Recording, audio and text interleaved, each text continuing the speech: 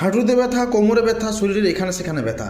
বয়সকালে প্রচুর মানুষকে ভুগতে হয় যন্ত্রণায়। বসলে উঠতে পারেন না, উঠলে বসতে পারেন না। কম বয়সেও কিছু কিছু ছেলে মেয়েদের এই রোগ দেখা যায়, তবে বেশিরভাগই 50 বছরের ঊর্ধ্বের বয়স্কদের মধ্যে দেখা যায়।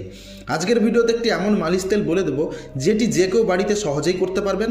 আর এই তেল দ্বারা আপনি হঠাৎ ধাক্কা লাগা ব্যথা বা পুরনো জমে যাওয়া ব্যথা আপনি খুব সহজেই সারিয়ে ফেলতে পারবেন, তাও মাত্র কয়েকদিনে। তো নমস্কার, আমি শীতল গোস্বামী, বাড়ি পশ্চিম মেদিনীপুর। ফেসবুক পেজ শীতল গোস্বামী, ইউটিউব চ্যানেল ন্যাচারাল পাওয়ার। তো চলুন শুরু করা যাক। আপনি 150 ml সর্ষের তেল নেবেন, তাতে 48টি গোলমরিচ দেবেন, আর 32 কোয়া রসুন দেবেন, আর যে কোনো ধুতরা গাছ মানে কালো সাদা যাই হোক তার একটি ফল নিয়ে এসে কুচি কুচি করে ওই তেলে দেবেন।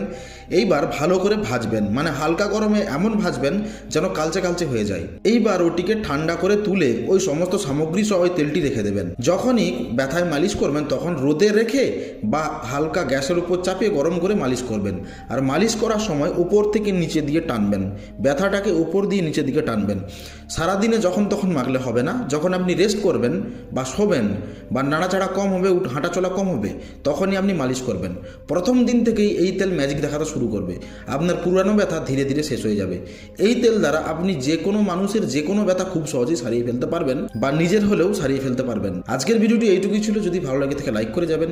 এই তথ্য আপনার বন্ধু এবং আত্মীয় স্বজনকে জানার জন্য শেয়ার করতে পারেন।